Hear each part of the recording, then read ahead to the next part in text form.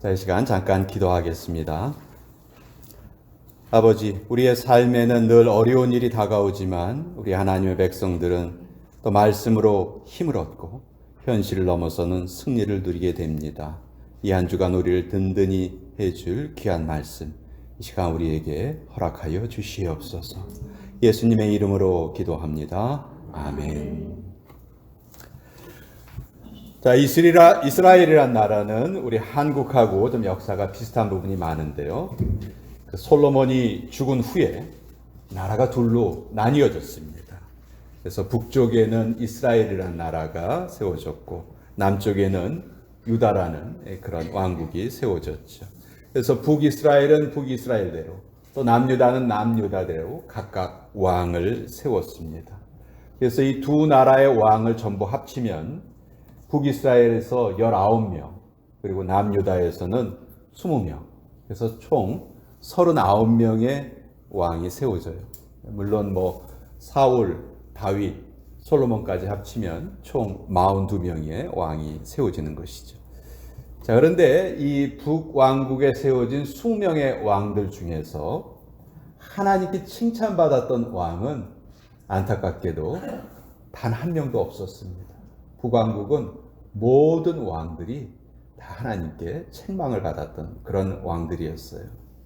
그렇지만 다윗의 후손으로 이어진 남유다에는 그 19명의 왕들 중에서 많지는 않아도 그래도 하나님께 칭찬받았던 그런 왕들이 있었어요.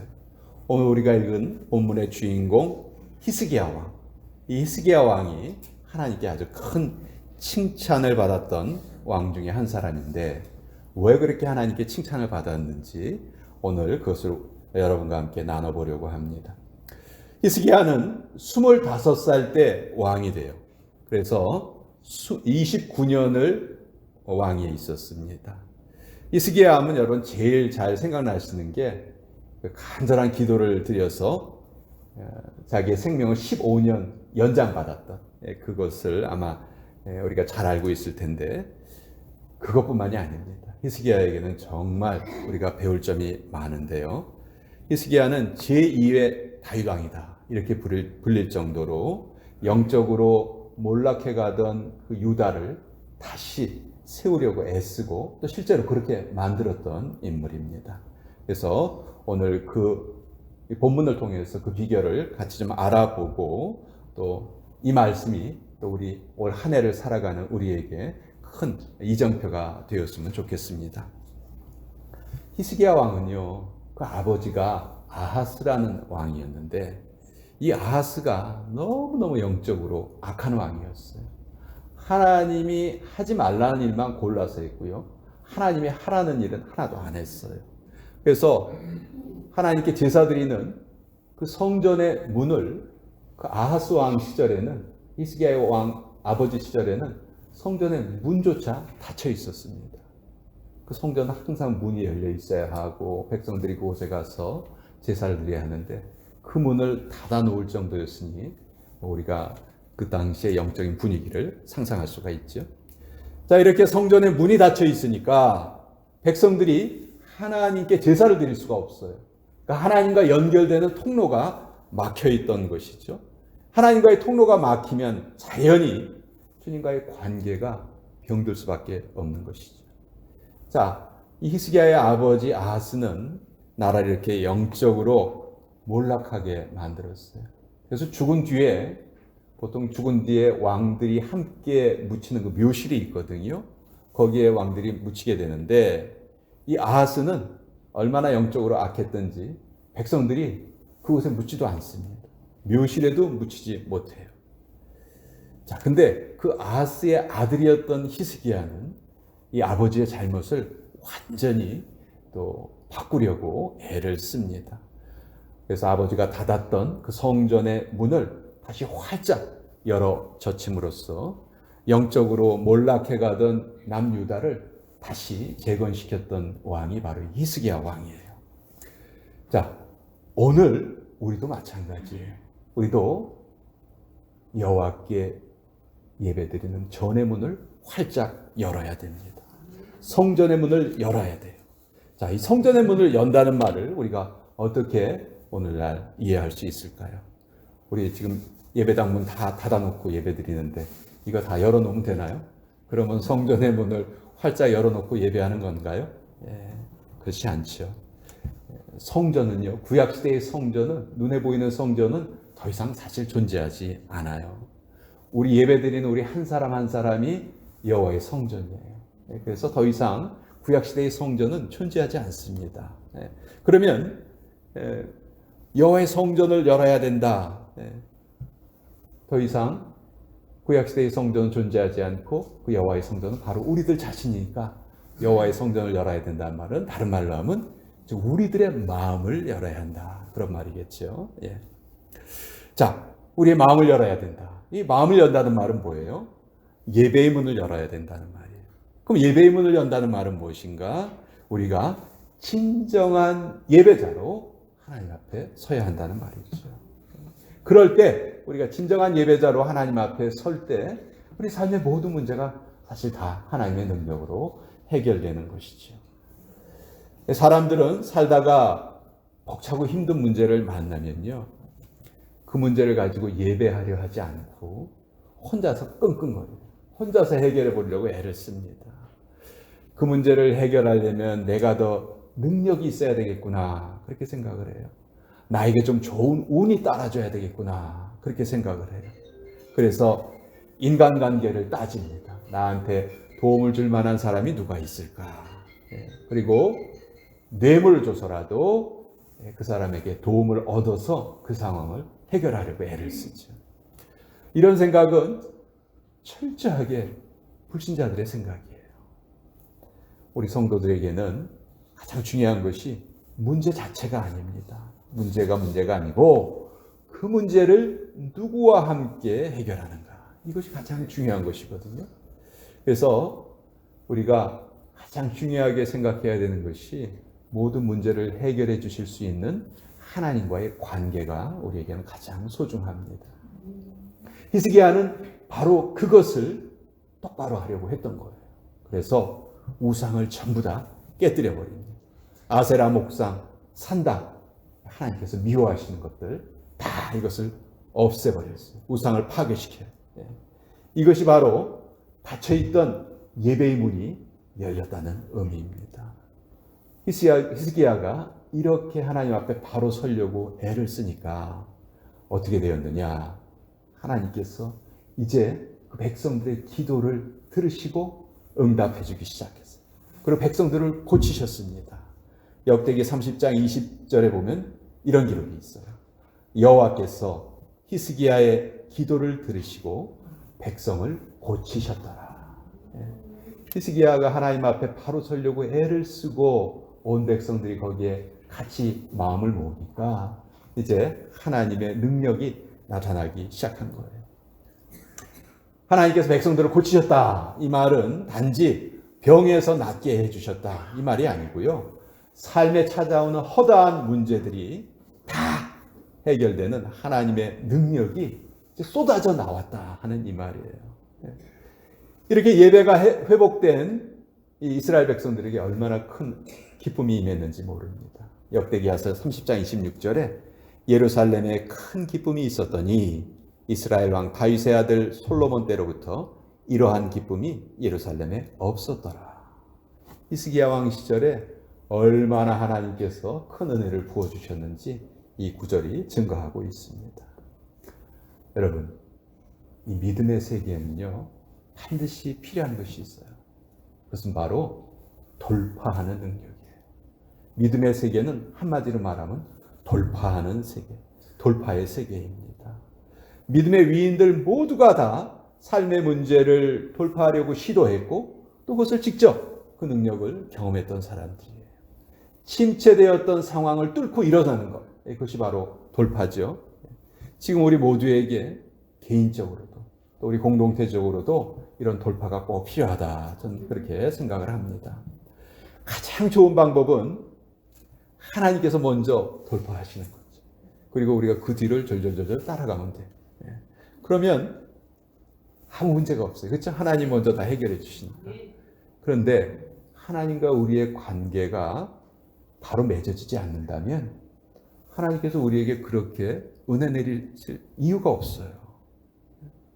우리가 하나님과 아무 관계가 없는데 하나님께서 왜 먼저 돌파를 해주십니까? 하나님은 하나님의 백성을 위해서 그런 일을 하시거든요. 그래서 하나님과의 관계가 잘 맺어져야 하나님이 우리의 상황을 돌파해 주시는데, 그렇게 하나님과의 관계를 잘 맺기 위해서 우리가 애써야 되는 것, 그것이 바로 예배라는 것입니다. 우리가 예배를 잘 드릴 때 그런 일이 실제로 발생한다는 것이죠. 여러분, 우리가 지금 이 자리에 함께 나와서 예배를 드리죠. 여러분 한 사람 한 사람의 가치 모두가 다 동등합니다.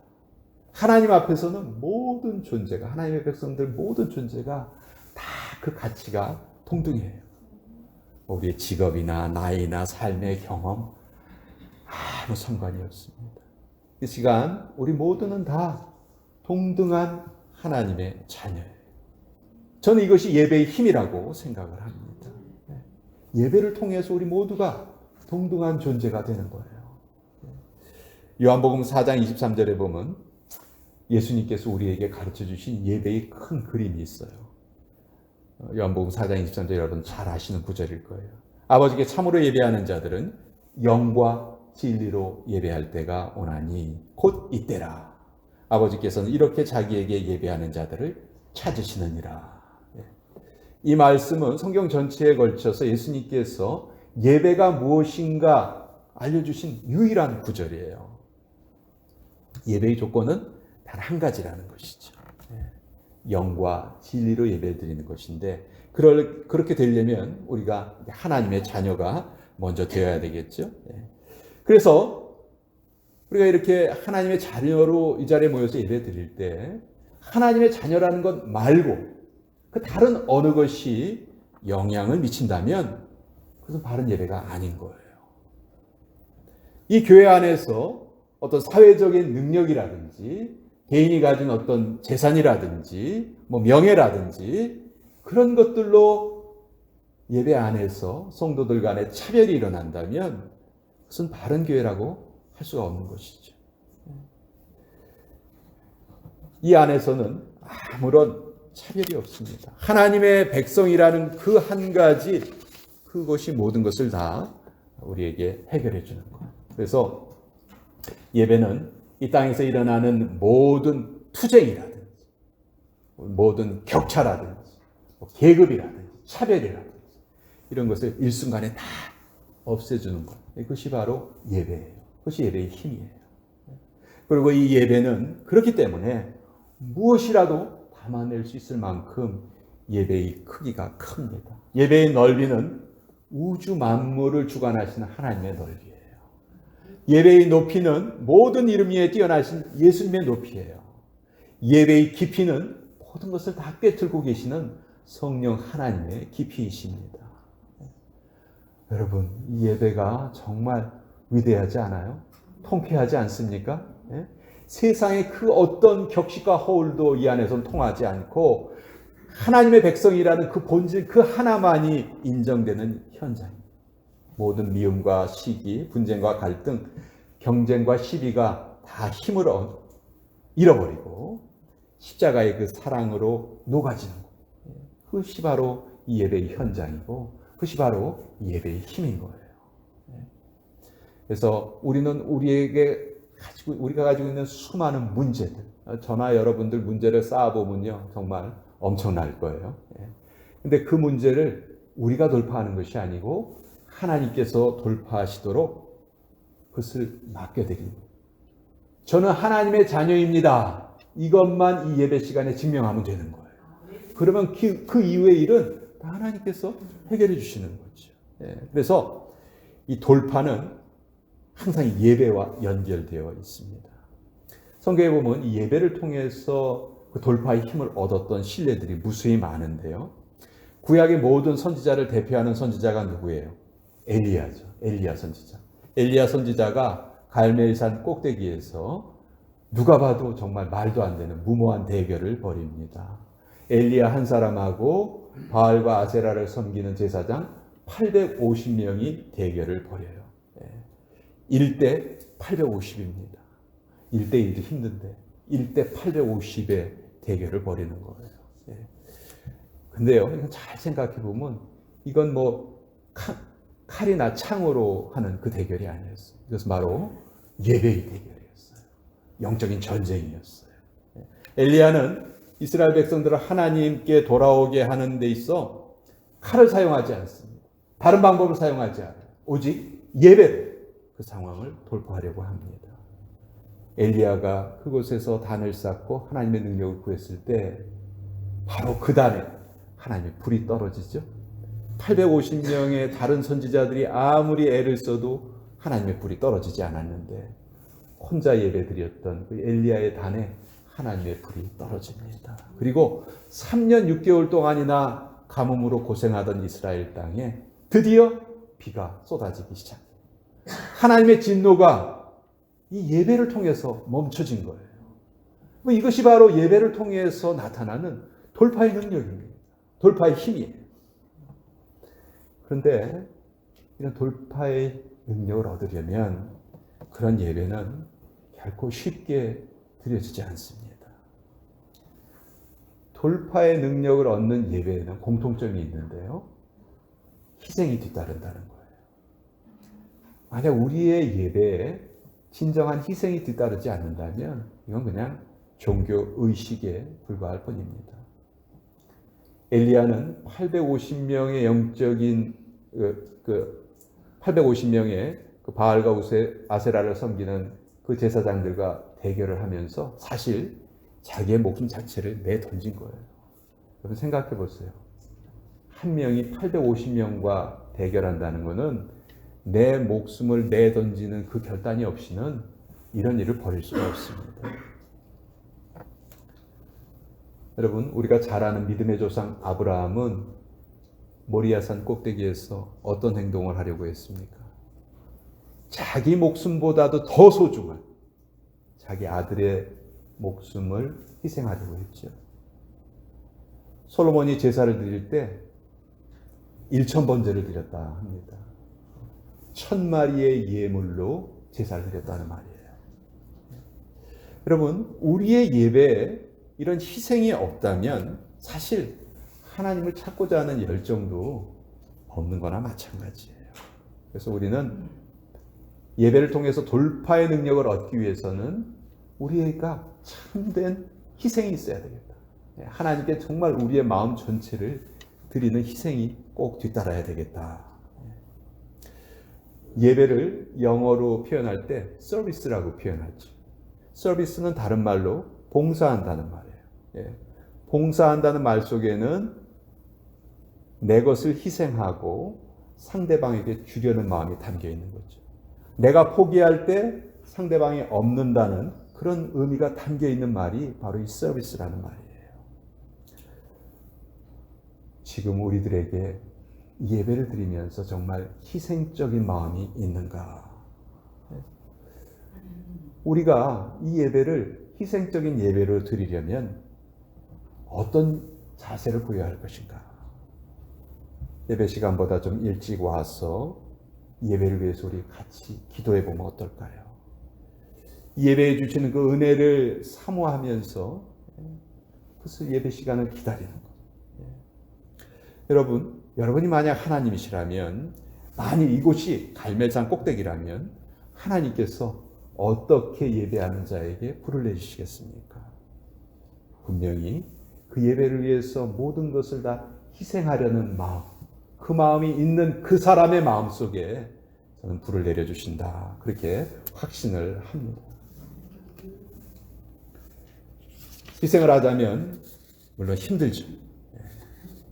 근데 잘 생각해 보세요. 이스라엘 백성들이 그렇게 소중하게 생각하는 솔로몬 성전.